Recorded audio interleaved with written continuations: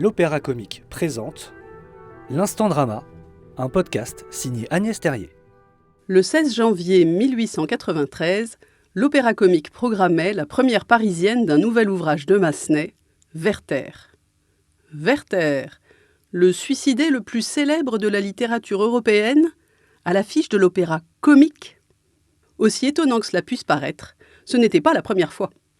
Le 1er février 1792, l'Opéra Comique avait produit Charlotte et Werther, dont le livret de De Joor et la partition de Kreutzer s'inspiraient du premier roman de Goethe, alors âgé de 43 ans. À un siècle d'intervalle, les deux Werther s'affichaient avec le même sous-titre générique, drame lyrique, pour caractériser la sombre couleur de la pièce. Pourtant, celui de 1792, qui fut joué pendant 6 ans, sauvait in extremis Werther du suicide. Un vieux valet venait annoncer qu'il avait pu détourner le coup de pistolet, puis Werther paraissait pour promettre à Charlotte de renoncer à sa folle passion pour elle. Comme l'écrivait alors le Moniteur universel, « Ce qui peut convenir à la lecture ne convient pas de même au théâtre ». L'esprit des journaux critiqua le choix même du sujet. L'ouvrage de Goethe ne pouvait pas offrir un sujet dramatique satisfaisant, puisqu'il n'offrait pas un dénouement heureux. Et ce journal blâma le dénouement vicieux, qui laisse tous les personnages malheureux et le public lui-même dans l'inquiétude. Car si le fougueux Werther s'est manqué, le spectateur est sûr qu'il se tuera un autre jour. Mais le succès de cette pièce très noire s'expliquait à la veille de la terreur. Outre ses beautés musicales, le pistolet produisait un effet merveilleux. Le roman de Goethe a connu un destin contrasté. Diffusé sans son autorisation, parfois interdit, souvent accusé de promouvoir le suicide. Lassé des produits dérivés comme des rumeurs, Goethe finit par le renvoyer au mal-être que connaît toute jeune âme idéaliste confrontée à la société des adultes. Pourtant, son contemporain Novalis avait qualifié le suicide d'acte vraiment philosophique, principe de toute philosophie. En France, par-delà Germaine de Staël qui y voit en 1814 une œuvre caractéristique du génie allemand, le XIXe siècle fait du texte un parangon du roman psychologique. Traduit dès 1776, objet de nombreuses rééditions, il triomphe dans les collections de livres bon marché, en format de poche et illustrés. Sa forme épistolaire, son personnage autocentré, sa mélancolie annonciatrice du mal du siècle, inspirent à la fois le théâtre, Hugo et son Hernani, Vigny et son Chatterton, et le roman, Stendhal, Balzac, Flaubert, pour qui le geste de Werther est tout sauf cette idée reçue, preuve de lâcheté, qu'il stigmatise dans son dictionnaire. Sioran exprimera d'une boutade la contribution du suicide à l'héroïsme romantique. Les romantiques furent les derniers spécialistes du suicide. Depuis, on le bâcle.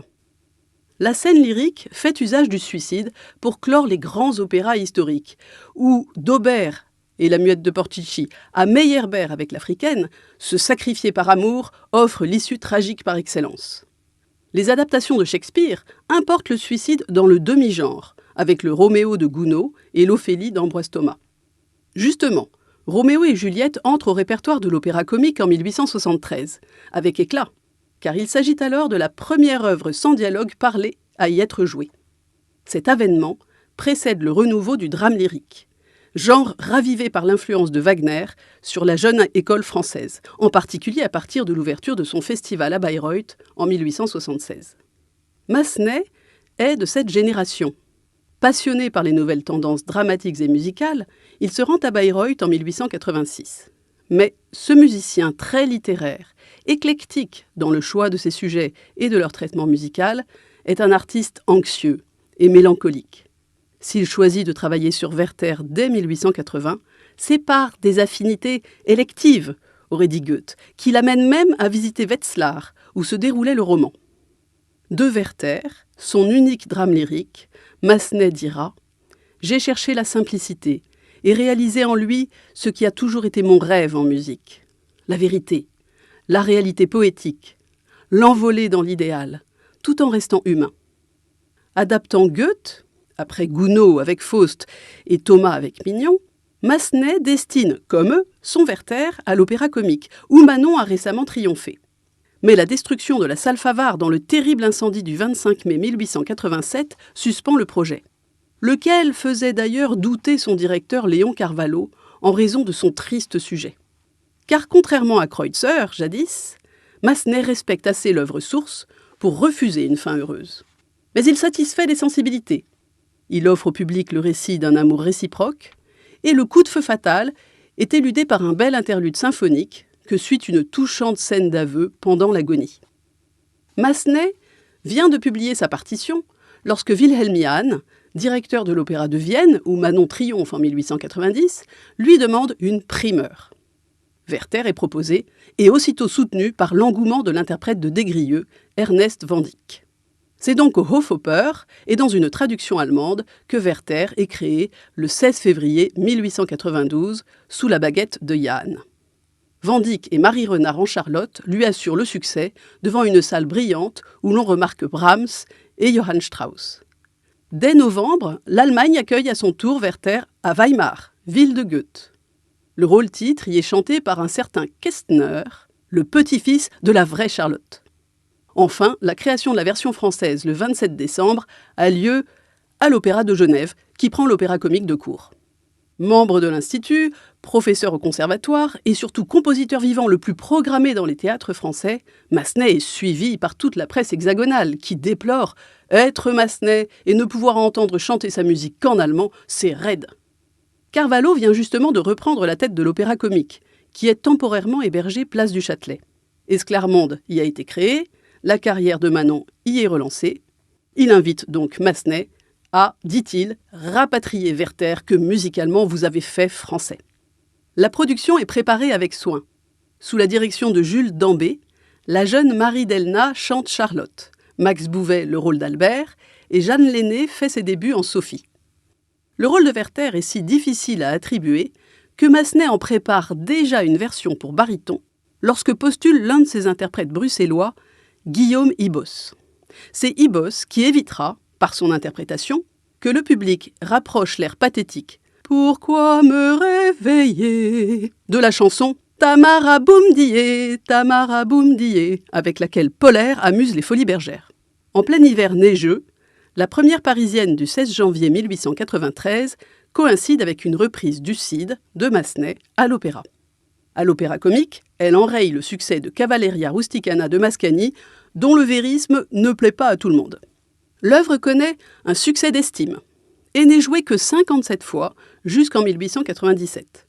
Entre-temps, elle a été donnée à Bruxelles, Chicago, New York, Londres, Milan, Naples, Hambourg, sous la baguette de Gustav Mahler, qui la déteste, dans des versions allemandes, italiennes, françaises, etc. À Paris, elle ne s'impose vraiment qu'en 1903, à la faveur de sa deuxième production à l'Opéra Comique. Dans le hall d'entrée, trônent alors deux statues allégoriques. Celle de l'Opéra Comique, signée Mercier, et celle du drame lyrique, signée Falguière. 1 an après la création de Péléas et Mélisande de Debussy, le public de 1903 accepte ce drame intimiste, à l'orchestration raffinée. Long duo d'amour dramatique, dixit Massenet, où le chant est constamment au service des paroles. Dans son enseignement de la composition, Massenet incluait la versification et les sorties au théâtre. Sous la baguette d'Alexandre Luigini et dans la mise en scène d'Albert Carré, Léon Bell impose un Werther d'anthologie aux côtés de Jeanne Marié de Lille, Marguerite Carré et André Allard. La 100e est donnée en 1905, la 500e en 1919, la 1000e en 1938. Et cette production de 1903 est jouée jusqu'en 1972. Lui succèdent 2 mises en scène, signées Dominique Lelouch en 1978 et Gilbert Blin en 1994, cette dernière avec entre autres Alfredo Kraus et Béatrice Uria-Monzon. La 1401e et dernière de Werther a eu lieu le 22 avril 1994, 10 ans après l'entrée de l'œuvre au répertoire de l'opéra. En cet hiver 2026, Werther de Massenet revient à l'Opéra Comique, tout comme la statue de Falguière, retirée en 1919 et alors remplacée par la Carmen de Guiraud-Rivière. Après avoir conquis les plus grandes salles lyriques, Werther, qui est aujourd'hui l'opéra de Massenet le plus joué au monde, retrouve les instruments d'époque de l'ensemble Pygmalion et les justes proportions de l'opéra comique que souhaitait Massenet. Dans la mise en scène à fleur d'émotion de Ted Hoffman et sous la direction musicale intense de Raphaël Pichon.